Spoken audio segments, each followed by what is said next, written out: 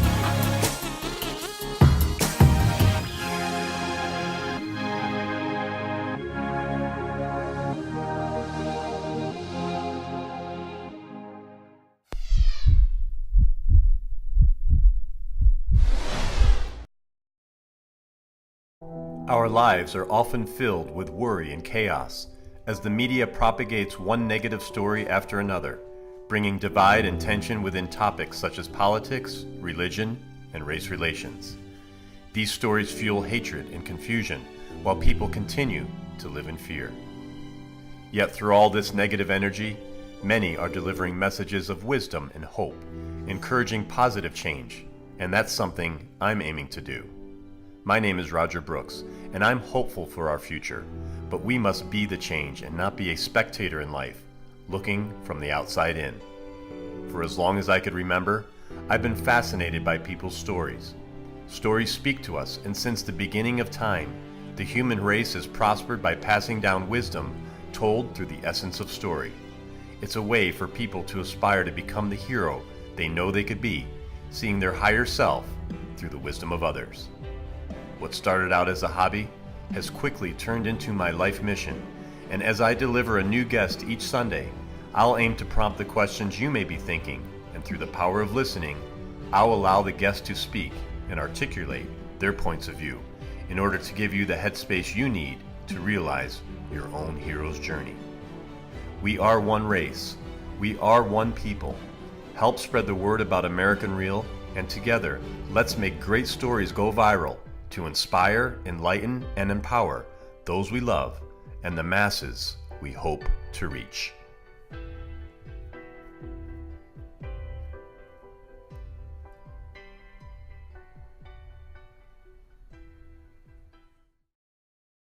This week on American Real, we continue with our Millennial Series and bring you the Lucky Sevens. It's episode 77, where we're bringing you Ashley Montalvo, who is a family advocate, mompreneur, and she's building her brand, She Is Me Too. Ashley and I get into a great conversation, and what I really liked about her story most is how when she was in college, she became pregnant and found her family within the college who embraced her in her pregnancy until the baby was born. So this is a great story of a young person who's turning her life into something really special and is living for her kids and her family. Speaking of turning your life into something special, would you ever think recording live videos could have an impact on your life? I cannot begin to tell you the extreme improvement it has made in my life as it relates to building my confidence, communication skills, and helping me to get to the center of who I am. Because of this, I have started a private Facebook community within American Real we call Live Tribe, and it's made up of some incredible people from all around the world. If you'd like to join us and practice live video and feel the power it has in a safe environment, you can try it risk-free for 21 days to help you become the best version of yourself. Click on the link below and join us today. And if you're really ambitious, we also have our Inner Circle group made up of high achievers just like you. My monthly coaching call is jam-packed with information to help you build your own brand and learn from experts who I personally invite on our calls. People who are part of my inner circle that you too can connect with.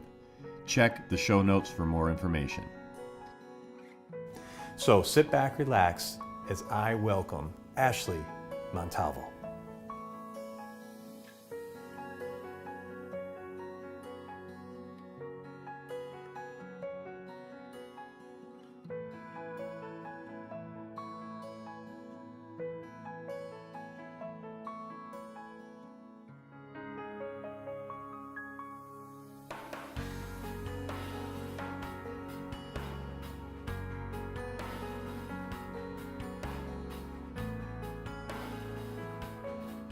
This is American Real. I am Roger Brooks. My guest today is Ashley Montalvo.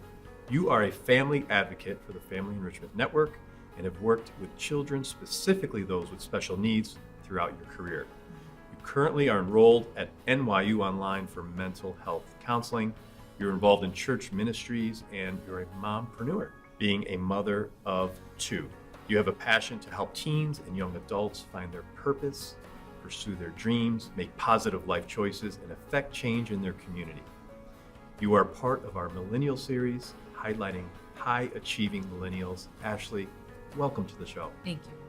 It's great to have you on, and we love to have millennials on to really highlight and showcase the good things that our young generation are doing. And first of all, we appreciate you being here, and we thank you for all that you're doing for the world. Thank you. So a couple of days ago, you put a post up on Instagram about receiving your giving keys. Yeah, I'm actually wearing it. Can you tell us what it is? So there is a blogger, her Instagram name is Be Love Tiffany, and she put a post up with two keys, one that said hope and one that said love. And she asked people to just share their story, which word they needed the most this year, and then kind of give a little blurb about why. And so I just posted under, and she was going to pass on the key to somebody of her choice on there. And so I posted under there hope. And because I've been going through a lot these past couple of years, and I really feel like that's something that I need to hold on to is hope. And so the point of these keys is that it comes with like a little card that says embrace your word, share your story, and you once you've embraced your word, then you pass it on. So it's, I love that. Yeah, it's the giving keys is what they're called on Instagram as well. And then how will it work? So how will you know who to pass it on to? And I guess when you're ready, then how will it work? Yeah, I'm not sure yet. I saw how she did it in that way, and I feel like once I go through whatever it is that I need to go through and I embrace my word, I will probably kind of do something similar where I ask people to share with me what they're going through and why it is that they need this. I feel like when you allow people to share their stories and show others that they're not alone in their struggles, it really helps them to open up and realize things about themselves. So I feel like I would want to do it in that way and then choose somebody and pass it on. That's so awesome. And look, I mean, the reason we started American Real is to tell and share people's stories. Right. So it ties in so nicely from a timing standpoint of you receiving that. Yeah. So we'll have to stay in touch so you could let us know at that point what happens, because that'll be nice to hear. Yeah. So we were talking earlier off camera about New York City and how much you love New York. I was telling you that we were there yesterday to film a couple of episodes. Yep. And then you started to talk about something on your brand. Yeah. Tell us. So I went there recently for an event called the I Declare Soiree. And so it was an event with a bunch of women, and they had some speakers, and it was like a networking thing. And I met a photographer out there she's kind of bi-coastal. She goes she lives in LA and in New York City, and she's back and forth. And she took some amazing pictures of the event, and we got time to kind of meet up with people that could possibly help us with our brand. And I love doing photo shoots with my kids and things like that, but I had never done anything for my brand. She is Me Too. So I talked to her, and I really like when photographers can give you a vision and help you establish like what you want to do. And she was giving me some really great advice, and I was like, I want to do it in New York City because I really, really love being there, the environment. And so she gave me a lot of great ideas, and hopefully soon when she's back in New York City, we'll do that. What is it about New York? And that's wonderful, by the way. I think that's really cool. What is it about New York, that the energy there that pulls us in? We have a lot of people that live, all around the country, but outside of the United States as well. So can you describe what it feels like for you when you're there? I think the city itself just meshes so well with my personality. I really am very outgoing. I love to just I used to work at Disney World, and I used to be able to just walk up to people and sing to them out of nowhere. And I feel like New York City is a place where you can do things like that, and people aren't going to look at you like you're crazy, or they might, but it's okay, So I love the energy, the fast pace, and I'm just completely enamored by the structure of it. I mean, you look up and you see all of these buildings, and I don't know if you've ever seen the pictures of New York City when it was like Times Square, when it was kind of bare. Sure. Just looking at those and seeing how people have become, just so creative and innovative and made these amazingly ginormous structures, and how people just function in that city. I think it's all just so beautiful. It's art. Yeah.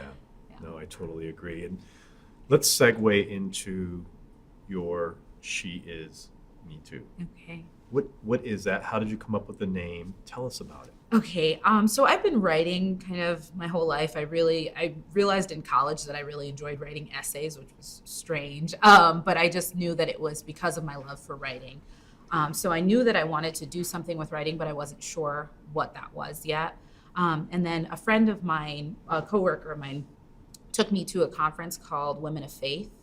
It was in Virginia. And so Women of Faith, there was a lot of different speakers. There was worship, it's called Building 429 or something like that. It's a band. They performed, really big event. And then there was somebody there that was talking about writing a book. And I was like, that sounds pretty interesting, but I didn't know if I was at that level for writing. I didn't know what that required. But I started kind of looking into some things. And then I was just searching on the internet about writing a book or how to get your message out there. And then I saw blogging. And really back then I hadn't heard of blogging very much. I didn't know what it was. So I started to do my research, how do you start a blog? What do you do? And I found my host and I made it. And so I started from there, just sharing my stories. And really the brand name started from, I had a coworker who I did not get along with. And simply because I didn't give her a chance. I was a supervisor in my previous job in Virginia. And so she was somebody that I was training, and I kind of dismissed her right away based on, just little quirks, I guess. I'm not sure what it was. But then there was one day where both of us stayed late and we started talking.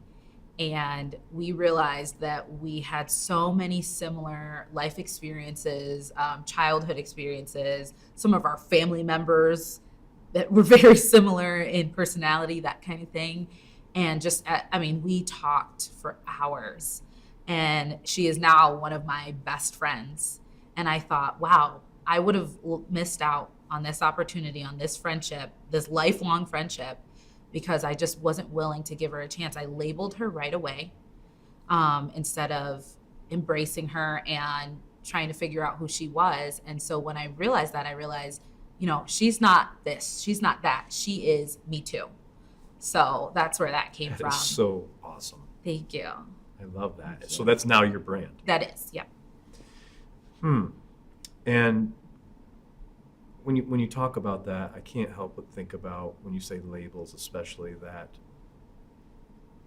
we all tend to label in some ways, or at least if we're not aware of it, that's what we've done. Right. And until we're aware of it, that's when we stop and hopefully stop. Yeah. Or, I think it's a constant learning process. But was that kind of your realization for labels, not only with her, but in general?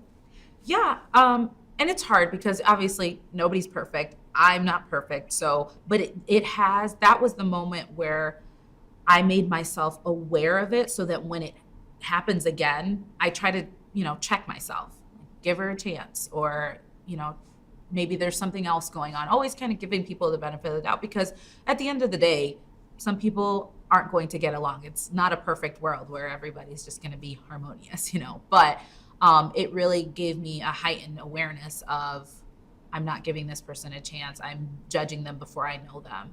So yeah, that relationship in itself, and I tell her all the time, I give her credit for it. That's awesome. Because that did turn that mindset around for me a little bit. Great. And where do you want to take your brand? What are you doing today with it, and where do you want to take it with your journey? So it's slowed down a little bit with my writing. I've just been blogging mostly on my website, and I do some things, like Instagram posts and things like that. I try to be as inspirational as possible, but we try to put out these really positive messages, but at the same time, we're human and we go through things. And so I've had a little bit of a setback just with mental health things, so now I'm trying to get back on track for myself, but also I'm in school right now. I'm at NYU for mental health counseling, and I kind of wanted to, well, actually at the event that I went to in New York City, I had an epiphany there where because I was thinking, I'm doing this for my brand. She Is Me Too. I'm blogging. I wanted to do more with that, but I wasn't sure what it was yet. And then I'm doing mental health counseling, my master's, so that I can have a career. But I'm like, how do I bring those two things together? And while I was there, I was just thinking about past events, kind of little small groups that I've had where I called them Me Too groups. And I would just bring women together, and I'd kind of have discussion points, and we'd talk about things. And at every single one of those, we had this breakthrough where one person would start kind of speaking up about their life, their situation. And it was amazing. It's like nobody would have ever known this about this person, because we all knew each other. Usually in Virginia, it was my coworkers. We only knew each other on that professional level. Right. And it just broke down these barriers between all of us where we were all able to relate and just be really open with each other. And so when I was at this event, I was thinking, this is what I want to do. I want to have these group counseling sessions, but I want to be the real deal, Sure. A licensed counselor in this, and know, what I'm talking about and how to guide these women. And I want to work specifically with women. And then the other thing that I wanted to focus on was women who are pregnant or, postpartum, because I went through a little bit of postpartum depression after having my son. Okay. And so I think that's really important. For sure. Do you see yourself doing some of these events in more of a casual way before you actually receive the degree to do it more professionally? Yes. Yeah. And I have. I did the Me Too groups, was just kind of any woman could come. And then I also had mom groups so that women could come with their children and feel like that's okay. I can do something. I can still, have some hangout time with the girls, but the kids are there too, and nobody's annoyed by my child running around screaming, which is something we deal with often. So, I wanted to open that space, and I've just been kind of doing things in my home. Hopefully we'll be able to do a little bigger space and invite more people, but yeah. That's great. It's really purposeful and meaningful, and I'm excited for you to continue to go down that path. And however we could help support you, just let us know, because that's what we're about, is helping to empower and inspire and enlighten. So good for you. Thank you. That's so awesome. Thank you so much. So let's talk about your writing. I'm curious. I'm also a writer, so I love talking about writing. And you said when you were listening to that person speak and they were writing a book, you said, maybe I could write a book. So do you have aspirations to write a book? Are you working on a book? What's happening there? Well, it's funny because I just get very, I don't know if scatterbrain is the right word, but when it comes to narrowing down what I want my book to be about, I get so many different ideas and I'm like, maybe I can just write a series, or it's just going to have to be like 10 different books, or how can I put these all into one? I definitely do want to write one. I think my life will have to calm down a little and have less on my plate before I can really do that. But I'm definitely brainstorming randomly. I'll think of something and I have to put it in my phone right away or it'll go away. And I kind of think about pulling together some of my past blog posts and how I can integrate those.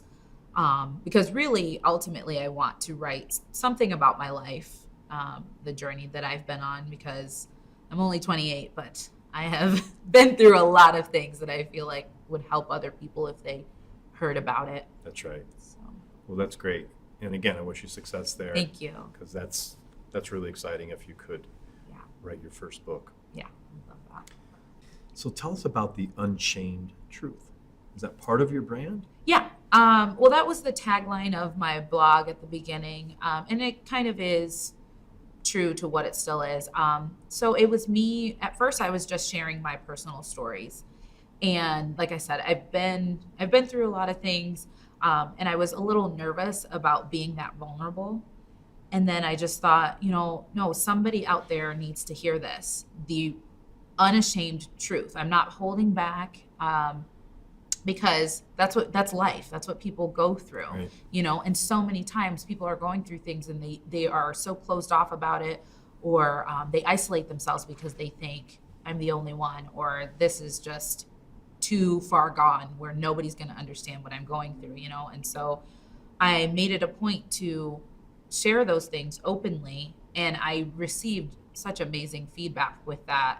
I get people who comment on my post or send me emails saying like, I really needed to hear this. Thank you for sharing that. And even if it's just one person, that's the goal. Sure. I want somebody to, if they relate to this, to understand you're not alone. And then I encouraged other women to share as well. So I would interview people as well and write about their stories, and encourage them to be that transparent. It's like nothing's off the table. I want you to feel comfortable telling me and sharing so that other people can relate and you can help somebody else too. Sure. And I think just by expressing it, you help yourself. Yeah. By being that vulnerable. Oh, yeah. And that's how I am with my writing. I write and I kind of learn new things about the situation, or just by putting it down on paper. Absolutely. What was the most personal thing you've shared in your blogs? I had a situation about, I think it was 5 years ago, where I was pretty young and I wasn't making the best choices when it came to friends, and just the way that I was portraying myself on social media. And so I had a friendship where my mom had told me, it's so funny, my mom said to me, be careful of this person that you're hanging out with. And back then I said, crazy, like we're best friends. It was a girl or guy? A girl. Mm-hmm. Mm-hmm. And she was significantly younger than me, about 5 years younger than me. So she was a teenager actually. And so I didn't think anything of it. And my mom, I had a dream that I was at a football game, and it was like a high school football game, so a very young crowd. And I put my phone on a table, and somebody reached to grab my phone, and my hand was kind of still on it, so I felt their hand, and I just looked at them like, why would you try to take my phone? It was a stranger. And they started chasing after me. This group of people started chasing after me. And basically, I couldn't find refuge until I was on a city bus with a bunch of people that I knew. And the bus took me away, and I was fine. But I told my mom about that, and she's a bit of a dream interpreter. And so that's what she got out of it. Be careful of this person. And I was just like, okay, Mom, you're crazy. And I kind of let it go. And then after that, this girl and I started to have a little bit of tension. I never told her about the dream or anything that my mom said, but we started to have a little bit of tension. And I kind of went on a Twitter rant that she was not pleased with. She came to my door, and one thing led to another, and we were kind of in a physical altercation.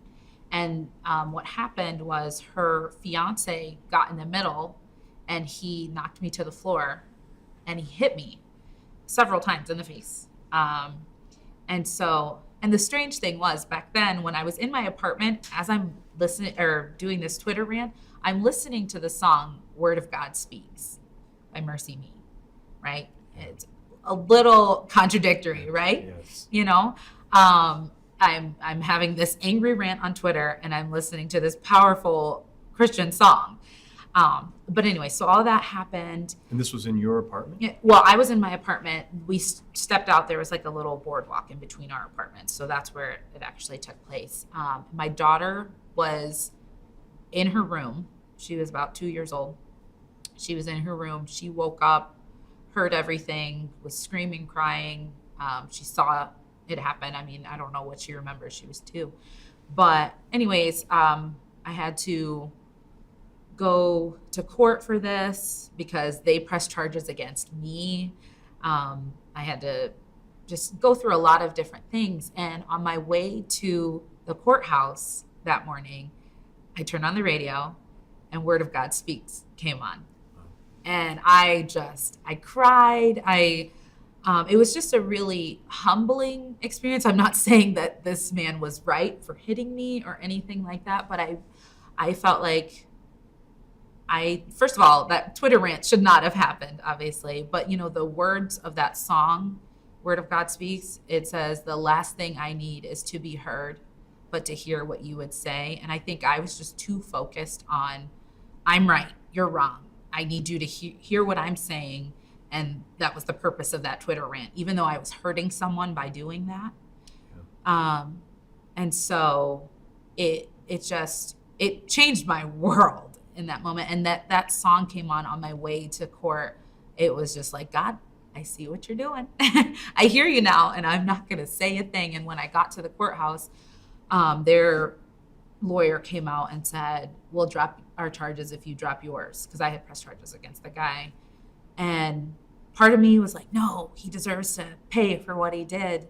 And then I was just like, okay, last thing I need is to be heard. I'm just gonna let God do his thing, because he'll deal with him in his own way. And when we walked into the courtroom, the girl actually held the door open for me, and she smiled at me in not in a condescending kind of way, but there was just an understanding there. And I haven't spoken to them since, but I have forgiven them. So that was probably one of the hardest things for me to share on my blog, because it was embarrassing. It was very, very humbling. Sure. No, and that was a very brave thing for you to do. But how amazing that song came on, because if it didn't, that would have changed the course of that day. And who knows what would have happened ultimately. Absolutely. So, what a great story. What a great story. So tell us about, you moved away for a while. Yeah. And you went to Virginia, and then you came back. And again, you're very young, so tell us about that whole experience of why come back, right? And how has that changed your world? So originally, I grew up in Binghamton, and then I went to college out in Virginia. I was struggling a little my junior year in high school and my senior year. I got to a point where I was like, I don't care about school. I'm not going to college.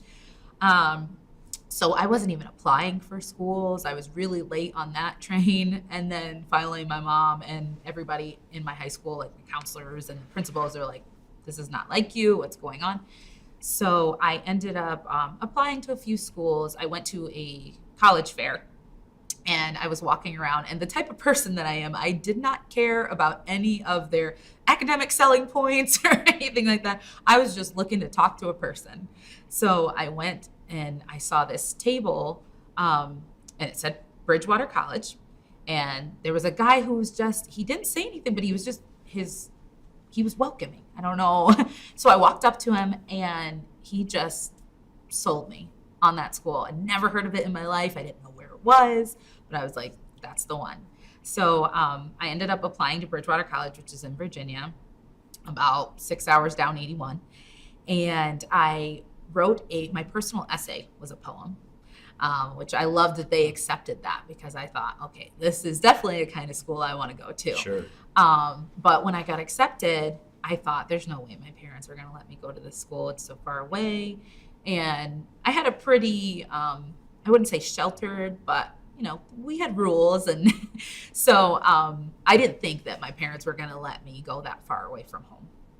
And as soon as I got my acceptance letter, my mom was like, you're going. And I think it was more so like she needs to go to college. And they were worried because I was kind of on a track where I thought I wasn't going to go. So I went. I didn't go to orientation. I didn't visit. First day, I got dropped off. And it was like, go ahead. Wow. They let me fly. So I ended up in Virginia from that. 4 years, I graduated. And then I came back home for the summer, but at that point already had my daughter. And I spent the summer there, and then I got an apartment and a job out in Virginia, and I kind of just sprung it on my parents. I was like, hey guys, I'm moving. And of course they were pretty upset about it because they just had a new grandbaby. And but yeah, so I lived out there for 5 years on my own with my daughter, and then I had my son. And we decided to move back for a few reasons. There was, I had a friend of mine who passed away from a heroin overdose. And that year it was really tough. I usually wouldn't come home maybe once or twice a year when I was living in Virginia, including college. That year I came home every month. I just wanted to be around my friends and my family while I was going through that. But I was also thinking, I need to come home. I just need to come home. But it was a really impulsive thought, just based on my emotions. And then I thought to myself, like, no, I don't want to make an irrational move. I want to make sure that I'm ready. And so I let a little time go by. I think it was about a year. And I still felt that tug, like, I want to go home. I really want to be close to my family, and especially having 2 kids. Although I developed a very strong support system out in Virginia, I wanted to be close to my family and my childhood friends and that kind of thing. So we came back. That's great.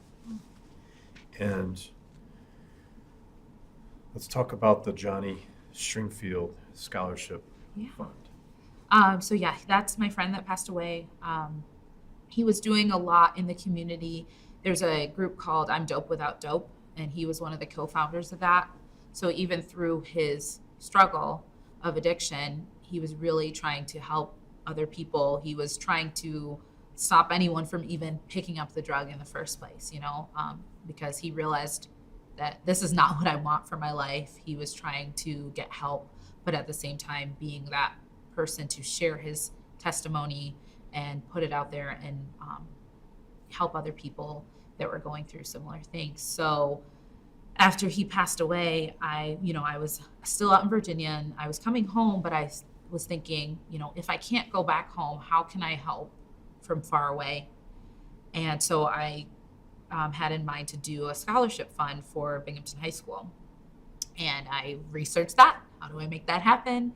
I got in contact with some people out here, and I got together with his mom and his family, and we started that up. We've done some fundraisers here and there. And actually this past June was the first year that it got awarded to a student. Wow. Yeah. That's incredible. Yeah. So this heroin epidemic, I'm a lot older than you and cannot really relate to it because that when I was growing up, that really wasn't a thing, Right. It wasn't, definitely wasn't a nationwide epidemic. Yeah. What's it like from your perspective, seeing people pass, maybe people that use or have used? Yeah. What is that like? It's unreal. I I think I put myself in a bubble when I was out in Virginia, because I had that mindset where I'm like, I need to get out of Binghamton, you know. And so I left, and I had no idea. And I would come home every once in a while, and I was in situations around people that were apparently under the influence of the drugs like that. And I was clueless. And my friends, I think too, just because of how I am, and they know how emotional I get, they were sheltering me as well. There was a situation where I was at dinner with 4 of my friends, and one of them kept leaving the restaurant, and I didn't understand what was going on. And my other friends were just making excuses for it because they didn't want me to know, you know, and they weren't happy about it, but they just were like, well, let's not kind of show her that side. And so that was happening, and I didn't realize what was going on until I was at Johnny's funeral. And there was a point where they asked, you know, if anybody wants to come up and speak about him and, you know, just how you knew him, that kind of thing, come up. And I was so nervous. I mean, this funeral, there were 500 plus people in there. But I just felt like I have to go up. So I went up, and I looked over at my group of friends, and I just started crying. And I said, I feel like I left you guys, just, you know, and not that it's my fault. There's nothing I could do, you know, maybe to change the past, obviously. But I felt a responsibility to come back and help and be a part of the solution. And yeah, so it's unreal. Also, I went to a rally in DC with Johnny's mom, and it was Facing Addiction. It was this huge rally. The U.S. Surgeon General was there, and he spoke about some changes that they were trying to make as far as helping in recovery and things like that. And I just was looking around, and you don't know who's being affected by it, whose family member is. It does not discriminate. It doesn't matter if you're the top business person in a company or the lowest of lows. It does not discriminate. So it's just eye-opening. It's really been eye-opening for me. Do you think it's going to continue? Sadly, probably. But I feel like, I mean, the epidemic, I hope not. You know, I can't say that nobody's ever going to use drugs again. But I feel like their eyes are opening to it. More people are aware of things that are going on in hospitals, and, you know, people being over-prescribed or incorrectly prescribed drugs. That's how Johnny's addiction started. You know, he had a sports injury, got prescribed some painkillers, and the ball went from there, you know? I hear that same story over and over and over again. So it's really about awareness and people just rallying together, not putting the stigma on addicts, and really focusing on helping them, not judging them. And educating the youth. That's why also I wanted to, with the scholarship fund, I was hoping to eventually get into Binghamton High School and talk to students, you know, about why I'm doing that. And because of the scholarship fund, there's a specific criteria of who's eligible for it. And one of the things is somebody going into a career of human services, whether that be nursing or a counselor or anything like that, any human service field, and a student who is committed to a drug-free lifestyle. So, yeah. Oh, it's a great cause. It's a great cause. Calvary's Love. That is my church. That's my church. Tell us about it. So I grew up in Calvary's Love. They branched out from First Assembly of God, which is now City Church. So I've been there since it was built. It's on Reynolds Road. And of course, you know, I went away for a little while I was in Virginia. I found a new home church out there, but every time I'd come back, I'd visit. And it's just been a real anchor for me here.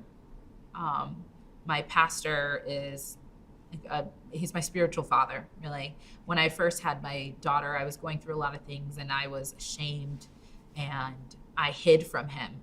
And I remember after a few months after she was born, he sent me a text message. I didn't even know he still had my phone number. Sent me a text message and said, "Hey, when am I going to meet that beautiful baby girl?"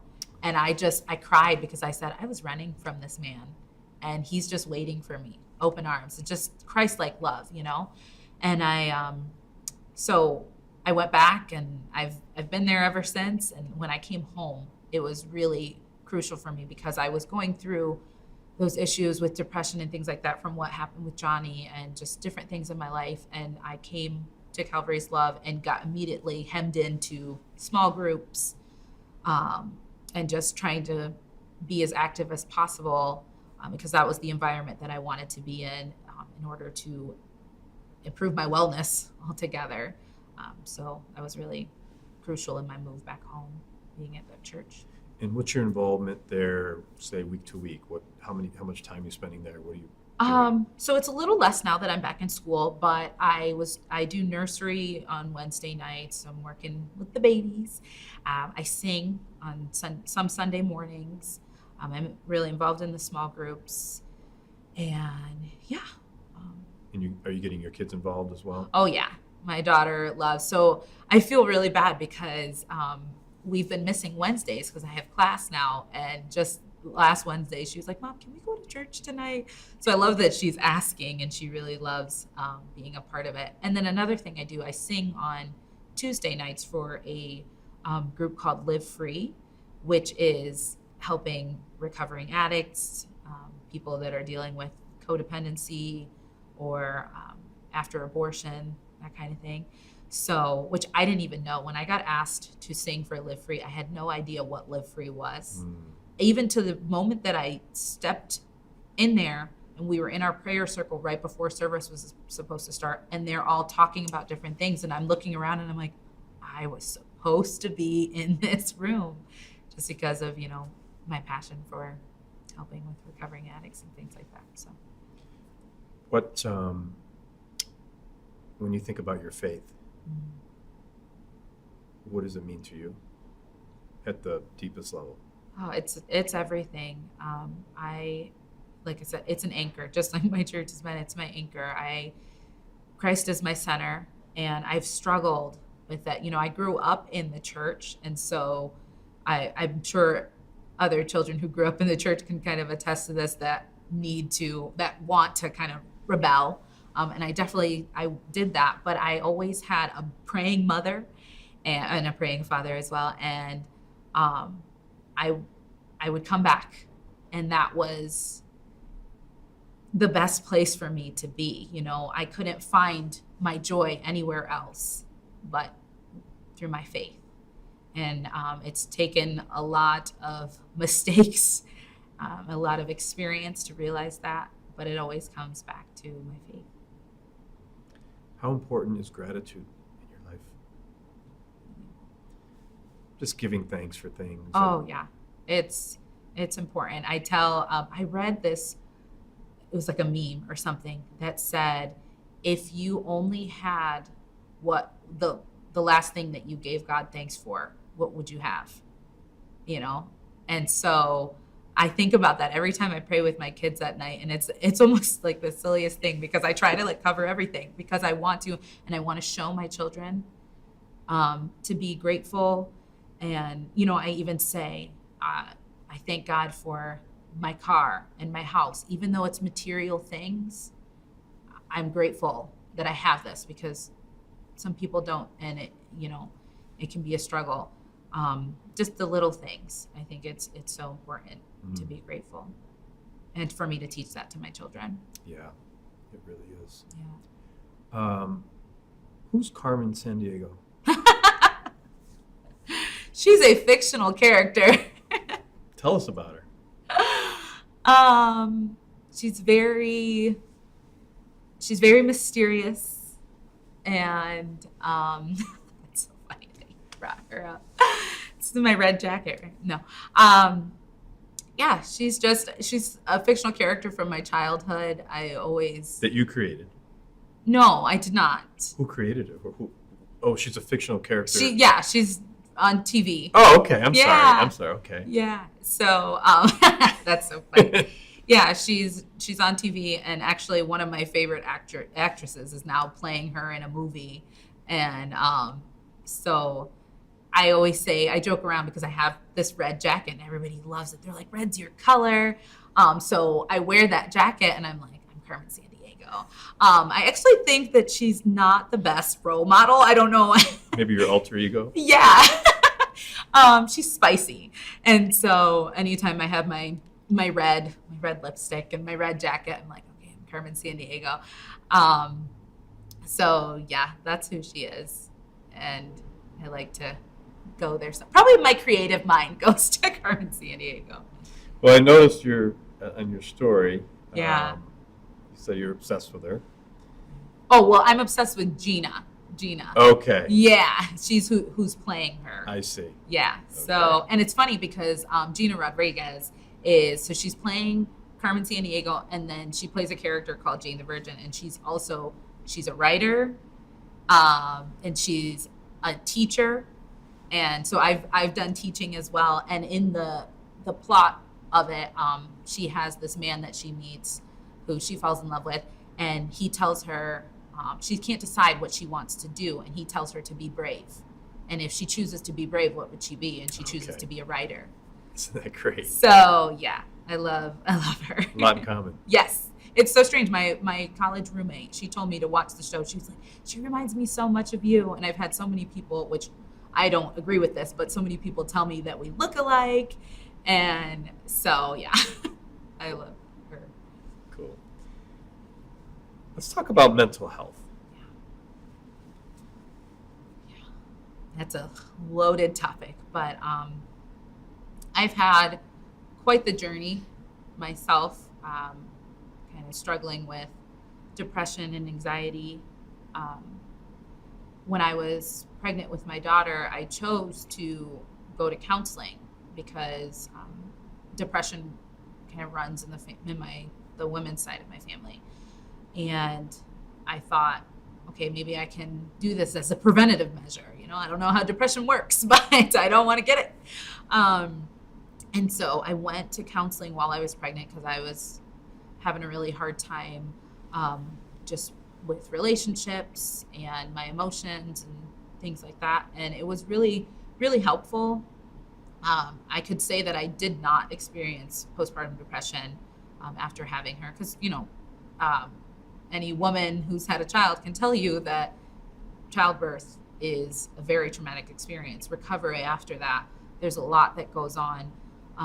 And while I was pregnant, I read Brooke Shields' book about how she went through postpartum depression. And there's women that go through it where they don't want to have anything to do with their child. And so it's scary where your mind can go and how it can just completely change your world. And so through my journey, I've really wanted to help other people improve their mental health. It's really important to me. And for people that may be listening or watching, what are some of the warning signs if someone really doesn't know or they may feel they might be depressed? How can you help someone there? Well, for me, I could say that I had postpartum depression after my son. And it was a lot of, it's more than just regular sadness. It's deeper than that. Almost uncontrollable, where, you're crying and you don't know why. You don't know the root of it. Obviously, there's a lot going on, and anybody could say, oh, you're just overwhelmed. But it's really not that simple. There's so many different factors to it. But it changes the way that you are, who you want to spend time with, where I said I'm an outgoing person, but I didn't want to leave the house. I didn't want to see certain people because I knew that they might ask me something and I'm just not going to be able to keep it together. It really changes your habits and that kind of thing. So when you see yourself just not being you, it's something to look into, because a lot of people are like, well, I don't know, or I don't want to be stigmatized or anything like that. But it wouldn't hurt to just talk to somebody about it. Either somebody that's been through it or a doctor, because it's really important. And are you an advocate of the prescription drugs to help with depression? No, I try to stay away from that in what I want to do as going for my licensure in mental health counseling. Because for me, I have a very hard time with medication In general. Yeah, I don't know if it's a fear. I think it stemmed as that. When I first had my daughter, I got prescribed Percocets, and that's a very strong narcotic. And I took one, and the effect that it had on me, the feeling, I said, absolutely not. I do not want to do that. And I was in excruciating pain, up all night crying. And I said, that cannot be safe, And so, but thankfully I was able to have that kind of strong will to say, I'm not going to do this again. But some people don't have that, or they're just, I need to listen to the doctor, so I'm going to take these. Right. And that was, for pain. However, I feel that it could be the same thing with mental health issues, just developing that dependency. And I would rather go through other means of therapy to try to resolve some of the issues if it's possible. Mm-hmm. So Ashley, you say, serve the world with your joy. Yeah. So that's a quote I found somewhere online. I don't know who said it. It wasn't me, but I love it. It's on my bio for my Instagram. Joy is so important to me because joy is deeper than happiness. It's not circumstantial. For me, it is rooted in my faith. I only get joy from God. And that's what's brought me through everything. Because, like I told you, I've experienced depression. And I think that the joy of the Lord is the only thing that has saved me because it's unshakable.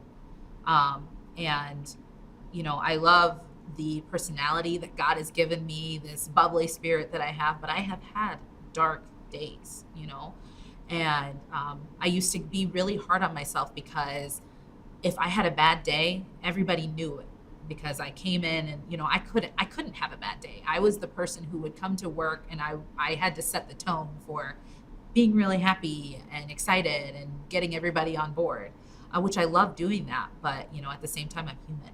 Right. And so I would have those bad days, but in those really, really, really dark moments where I didn't know how I was going to turn around from it, but it was that deep-rooted joy that always would kind of cover everything. And so, I think for people who are trying to help others, who are in human service field or just like what you're doing, trying to help everybody share their story, it's like we want to put out this positive message and we are expected to be perfect almost, or to always be positive and that kind of thing. And the only way that we can do that even a little bit is with joy. And so I use that joy, and this is, even though I might not have it in me today, I'm going to still work. I'm going to serve the families that I work for at Family Enrichment. I'm going to share my stories with these people because they need to hear it. And I'm going to serve with that joy. And I hopefully it'll be infectious, it'll spread, and other people will embrace that joy as well. I love that. And I love that you have it in your Instagram bio. Yeah. Because it's probably a daily reminder. Oh, yeah. To keep it front and center, right? Mm-hmm. Oh, yeah, for sure. I need that reminder every day. That's why I'm wearing this key, too. I need a reminder. Hope. That's right. What was the most happiest moment of your life? Ooh. Well, I got my two children. I'd say, there were circumstances that I wasn't so proud of that led me to being a mom. However, I wouldn't take it back for anything that led me to my children. They are one of my greatest joys. I could cry. because even though I did experience, depression, and I'm so grateful that it wasn't the kind that I didn't want anything to do with my children. They brought me through a lot. Everything I do, I try to be a good example to them and to teach them. And they're amazing. But there's nothing like a mother's love for their children. Yeah, that is for sure. And seeing them, I remember the moment that my daughter met my son, because I was away from her for a little bit. She stayed for 4 nights with one of my friends. I was in the hospital for 5 days with him. I had a C-section and it was pretty complicated. So she wasn't able to be there. And then they brought her, and I just didn't know what to expect, because you hear a lot of different things about multiple children and maybe possible jealousy or the other child not understanding. But I think their age gap really helped with that. Which was how many years? 5 years. 5. They're 5 years apart. And she just lit up. And I actually have a picture of the moment of her seeing him, and that it just melts my heart every time. And they have an amazing bond. I mean, they get on each other's nerves, but she's really helpful with him. And she's the first person he looks for when he wakes up in the morning. They love each other so much. That's great. So important. Yeah, definitely. So wasn't there a time you brought your daughter to school? Yeah. When I was at Bridgewater, I got pregnant with her my junior year. And so at that point, I was even told by someone that my education was over. Yeah. So how did that make you feel? Not great, but I was scared. I thought maybe that's true, because how am I going to do this with a child? And so I had her, but thankfully the staff there was incredible. They were very understanding and accommodating, where I was able to, I was supposed to be at school for my final exams and everything like that. But, babies, they just have a mind of their own. She came about a week and a half early, and I was actually supposed to have her here in Binghamton, but I was still in Virginia. So, but it all worked out, because having her there, my whole college family that saw me get big, and they felt really bonded to me and my belly, they were able to come visit, and see her when she was first born. And so I went home, and they have kind of this inner term that they do, but I wasn't able to go to that. But I'm thinking, how am I going to do this? I really want to finish school. I'm right there, just my senior year left.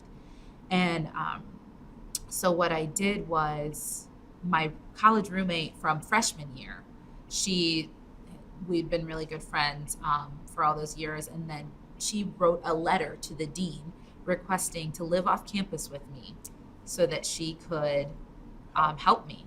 And because they had very strict guidelines about living off campus and things like that. But obviously having a baby is an exception. Sure. So I was able to, but she wanted to help me with that. So we got an apartment together.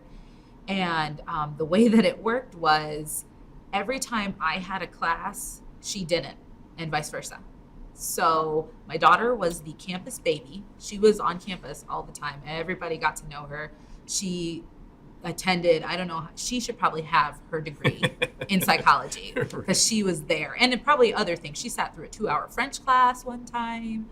And it was amazing. Just everybody being so accepting and helpful. I had faculty and staff who would take care of her so that I could do homework, so that I could study, just get a break. Wow. And so she got very accustomed to that life where she was all around campus all the time. She took naps on computer lab tables, but we did it. And we did it together. It took that Bridgewater College village for sure. Sure. And hey, a big thanks and kudos to them. Yeah. Because if Bridgewater wasn't supportive, it could have went the other way. Absolutely. Maybe you didn't finish, and now Absolutely. That's wonderful. And I have a picture that's just amazing from when I was graduating. I was walking across the stage, and my dad has his fist in the air like this, and you see my daughter, like the back of her head. It's just, and then like the crowd of people, and I'm walking across the stage. It's beautiful. What did that feel like at that moment? It was relief, I felt relief. I felt really accomplished, but just loved, so very loved by the people in my life that helped me get through that point. Because I'm sure, my parents were probably devastated. Well, I know that they were devastated when they found out that I was pregnant. It just wasn't something that any of us were ready for. But they loved me, and they kind of came to my rescue and really helped out with that. So. What advice would you have for other young women who may have been maybe in the same position, maybe even in high school? Yeah. What advice, going through everything you did and sticking to your plan, what would you tell them? Just find your anchor, find your community, people that are going to support you, because I couldn't have done it alone. I didn't do it alone. Even if there were not all those people around me, I had God, and I needed that to make it through, because there were so many times where I looked ahead and I thought, there is just no way. And there was always somebody in my ear saying, you can do it. You can do it. I'm going to help you. How can I help you? And that's so important. And the biggest thing, especially for somebody like me who I am a single parent, and I want to be able to do everything on my own, but it's so important to accept the help and not be too proud. Don't be ashamed to ask. There are so many other people going through it, even married women who, they need that support. So we're not alone. And I think that's the overarching message of what I've been doing through She Is Me Too and everything, trying to show people that they are not alone, and to reach out, to get those resources, to ask those people for help, and know that they're not a burden to anyone. I think that was people in general, they like to help, right? Yeah. Isn't that what you find out? Oh, Doors open. yes. Once you put it out there that, yes, I need help. I need help. Yeah. The door's open. They do. And I think that's in people are life. willing. Whether you're in a situation where you become pregnant as a young woman, Yeah. or, in any situation. Right. If you need help, don't be afraid to ask. Exactly. Yeah. As hard as it is to do. And it can be hard. Sure. It sure can. And like I said, that feeling of feeling like you're a burden can be overwhelming, but if people love you, that's not how they see you. And it also depends on your heart, because, there are people who can be skeptical of helping others when they think, oh, they just want to hand out, or they don't want to try, that kind of thing. But if your heart is in the right place and the people around you love you and know you, you're not a burden to them. They want to see you do well. And that's really what I realized that. And to this day, I have some of the most amazing people in my life who they just want to see me succeed, and they want the best for my children, and they're willing to be there, be my community, and help me. Incredible. Ashley, if you were to take out your cell phone right now and call the 20-year-old you, what would you tell her? Oh man, that's a tough one. I would tell her to trust God's plan, because I made a lot of choices based on my own fears of what I didn't want for my life, or what I thought might happen. And so I made a lot of impulsive decisions without seeking God's guidance, or without trusting, that He had something better for me. I just wanted to do it myself. And I experienced a lot of heartache because of that. When all along, I felt that God was just saying, I have this for you. Just trust me. It might not be when you're ready for it, when you want it, but trust me and wait. So that would be my message to her. I love that.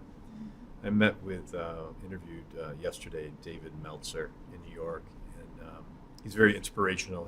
He's a public speaker, motivational speaker, and one of the things we were talking about is he was talking about the bamboo tree, that the root system of the bamboo tree takes about 4 years to grow, and get strong enough before it could start to sprout.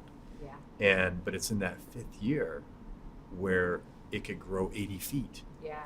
So what he says, whatever it is in life, whether you're an entrepreneur, whether you're a mom, whatever it is, just know that we all want things sooner than we can have them, but everything you're doing, all these steps are purposeful because you're building that foundation. So don't give up. And I just loved how he did that and explained that. Would you agree with that? Oh, yeah. And I think that more recently, I have become more patient with my journey. Just me going just back to school is proof of that, because I was nervous. I was thinking, oh, this is going to take forever. I don't want to wait that long. And then I was inspired by my small group leader at church, who I've known her my whole life. She was my children's church teacher, where she just got licensed as a counselor. And, she's a little older than me. And I thought, wow, she doesn't care how old she is. It's not too late, to have a new dream, a new goal. And it's okay if it takes a little bit of time. Like, that's where you're going to grow and really establish something. So that was really encouraging to me. And I was like, okay, this program's going to take me 2.5 years, and I'm okay with that. I'm excited and I'm okay with waiting. Awesome.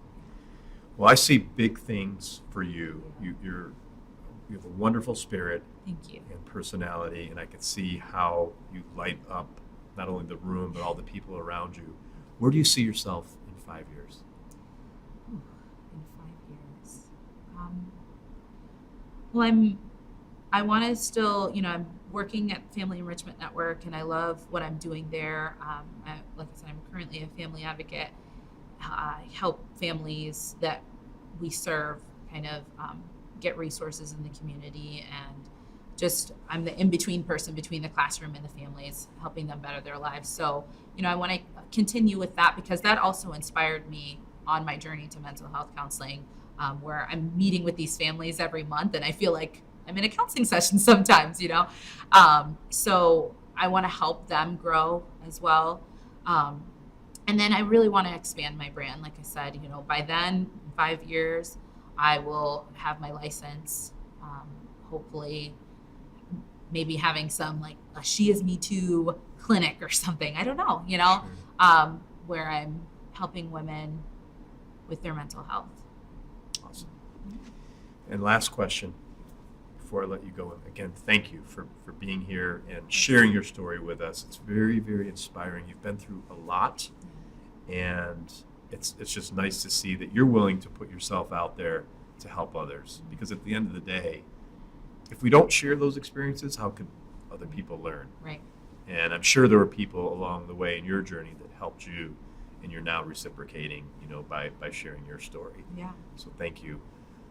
But one last question, and that is, when you think about the rest of your life, you have a lot of years ahead. Ultimately, what do you want your legacy to be? Where do you want to leave your mark on this world? Wow. That's a big question.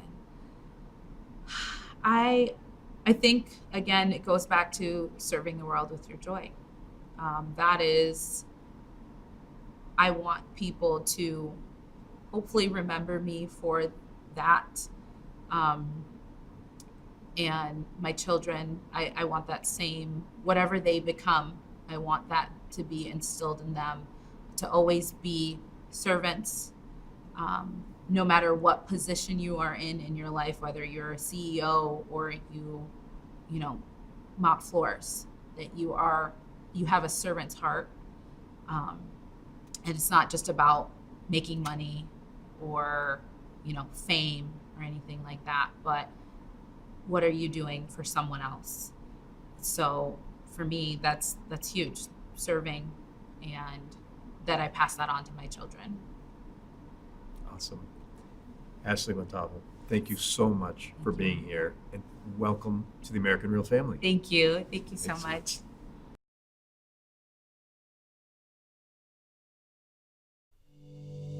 Thanks for tuning into American Real.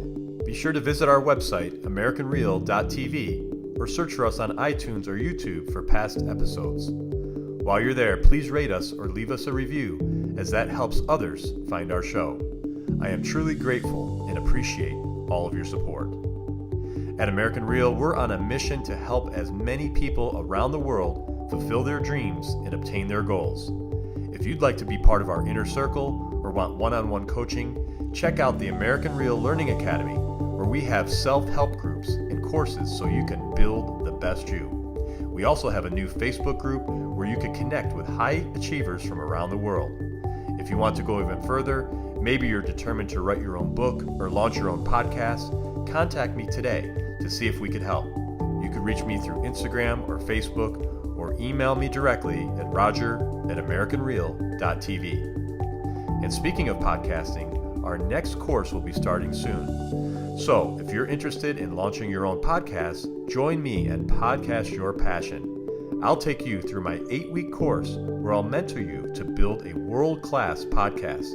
I'm only taking on a small group of people who want to share their passion through broadcasting, where I'll have you up on iTunes and YouTube within weeks so you can podcast your passion. Click on the link below for more information. Thanks for tuning in, and we'll see you next week.